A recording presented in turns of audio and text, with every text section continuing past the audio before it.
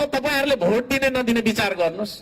यदि तपाईहरुले हामीलाई जिताएर हामीले सरकार गठन गर्न पायौं भने नि शिक्षामा त यति आमूल परिवर्तन ल्याउँछौ कि हाम्रो केटाकेटीले 10 कक्षा पढुन्जेलसम्ममा धान उमार्न, कोदो फलाउन, मकै फलाउन उसलाई थाहा हुन्छ, आउँछ, बनाइ खान आउनुपर्छ, आफूले खाने अन्न उत्पादन गर्न सक्नुपर्छ कि पर्दैन? हामी यहाँ आधी भन्दा धेरै छौं होला है। माटो नछोएको 2 वर्ष 3 वर्ष भइसक्यो होला है। माटैमा छ उत्पादन, माटै हो यो देश है।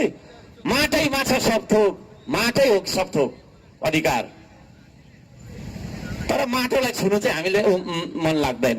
किन मन लाग्दैन भन्दाखेरि माटोमा काम गर्ने मान्छे त सानो हो नि त नि। सानो हो त्यो त। किसान आछि, किसान गोबर छुने त्यो मल आछि छ, उता जा पसिना गनातेर उता छ है। अनि उता फ्रान्सबाट ल्याएको, जर्मनीबाट ल्याएको स्प्रे 15,000 पर्ने स्याट लाएर ठुलो अरे क्या, ठुलो अरे। पैसा भइन्जेल, पैसा सकेपछि फेरि भिजा लाएर पर गयो टोइलेट धोइराखेको क्या, अनि फेरि आएर उयो फेरि पारा त यस्तो।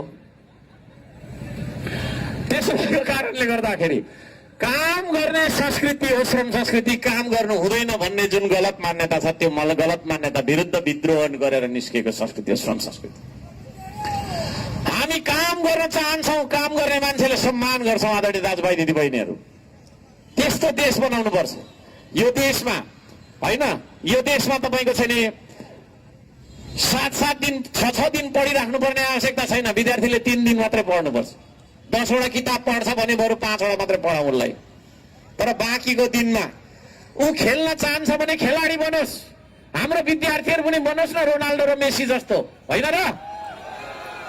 शनिबार अलिकति 15 मिनट मात्रै खेल, अनि त्यसपछि चाहिँ छिटो आइज नत्र कुटे खान्छ। त्यसले होमवर्क गर भनेर हुन्छ? त्यो होमवर्क पनि कति गर्नु, कति चाहिँ गर्नु?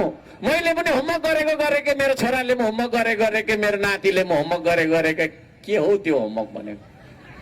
के हो होमवर्क भनेको है? त्यो होमवर्कमा बरु आलु रोप्ने सिकाउँ न हामीले, होइन? विद्यार्थीले आलु फलाइराखेको 2 केजी आलु लिएर आइराखेको छोरा त कति खुसी, आमा पनि खुसी, होइन र? आलु सकेछ 1 पाउ किन्नु जानु पर्यो भनेर गइराखेको बजार क्या। 1 पाउ आलु किन्नको लागि ट्याक्सीमा के अरे सफारीमा जाँदा, टेम्पोमा जाँदा 200 रुपियाँ सकिराखेको। यस्तो अर्थतन्त्रले चल्छ देश। त्यसो भएको कारणले गर्दाखेरि आदरणीय दाजुभाइ दिदीबहिनीहरू, हामी शिक्षालाई उत्पादनसँग जोड्छौँ, निर्माणसँग जोड्छौँ, आविष्कारसँग जोड्छौँ। हाम्रो देशमा केही पनि आविष्कार छैन, होइन? विद्यार्थीहरूलाई हामीले आविष्कार गर्न दिए पो केही त आविष्कार गर्ने समय छैन। उसलाई होमवर्क दिँदै ठिक हो। बाजेले होमवर्क गरेको छ, बाउले होमवर्क, त्यसले गर्दाखेरि त्यस्तो खालको शिक्षा हामी बनाउँछौँ। आदरणीय दाजुभाइ दिदीबहिनीहरू, बोर लाग्यो यता? यसो गरौँ त एकचोटि, यसो गरौँ त। बोर लागेको छैन पछाडि? आदरणीय दाजुभाइ दिदीबहिनीहरू है, कानुनी उल्झन धेरै। म त काम गरिराखेको मेयर हो, धरानको मेयर हो म। त्यो गफ होइन, मेरो त अनुभव हो। काम गरिरहेको छु। कागज यता कोठा पल्लो कोठा, यस्तो कोठा उस्तो कोठा, कोठा कागज, यत्रो विकास चाहिँ छैन। विकास जति हाम्रो कागजमा मात्रै हुँदो रहेछ। त्यसो भएको कारणले आदरणीय दाजुभाइ दिदीबहिनीहरू, किताबबाट कागजबाट निस्केर वास्तविकतामा यो देशलाई खोज्नका लागि तपाईले मलाई साथ दिने कि नदिने है? यहाँनिर तपाईको 1 करोडको बाटो बनाउनु पर्ने होइन? कागज चाहिँ 1 करोडको बनाउँछ, सामान चाहिँ 50 लाखको लाउँछ। 50 लाखको चाहिँ घर। अलि हाँस्यौँ न, अलि हाँस्यौँ। फटार, यस्ता फटारको दिन अन्त्य गर्ने भने श्रम संस्कृतिलाई तपाईले जिताउनुहोस्। माटोको कसम आत्मा साक्षी राखेर बोल्छु, तुरुङ लगाउँछौँ हामी, फटारले तुरुङ लगाउँछौँ। त्यस्तो कडा कानुन ल्याइदिन्छु म। उदाहरणको लागि त्यही तपाईको छैन तरारादेखि माथि सेउतीसम्मको पुल, पुल अरे के अरे बाटो बनाएको कति भयो? 1 वर्ष पनि भएको छैन, होइन है? टाला टुली भइसकेछ, सबै उद्रेर खतम है। इन्जिनियरले भ्याउँदैन, फेरि कहाँ भ्याउँछ? उ त ठुलो अफिस घुमिराख्ने क्या हो भनी हिँड्नु पर्ने है।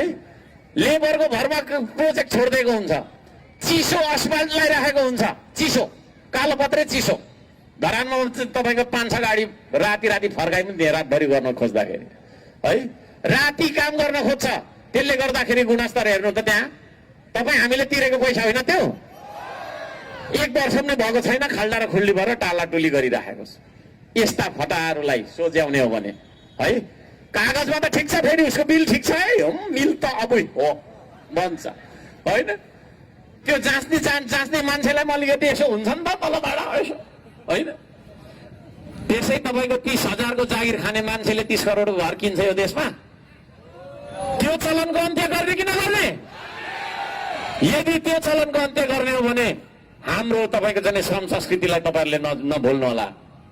कसम यो माटोको यो देशको आत्मा साक्षी राखेर भन्छु, यो देशको विकृतिको सफा गर्नका लागि यति कडा कानुन हामी ल्याउँछौँ होइन, यति कडा कानुन ल्याउँछौँ, सबै कुरा हामी ठिक बनाउँछौँ आदरणीय दाजुभाइ दिदीबहिनीहरू। र यसरी विभिन्न खालका समस्याहरूलाई हामीले समाधान गर्ने हो भने अब हामी तपाईँको चाहिँ श्रम संस्कृतिमा विश्वास गरौँ। म त्यो भन्न चाहन्छु।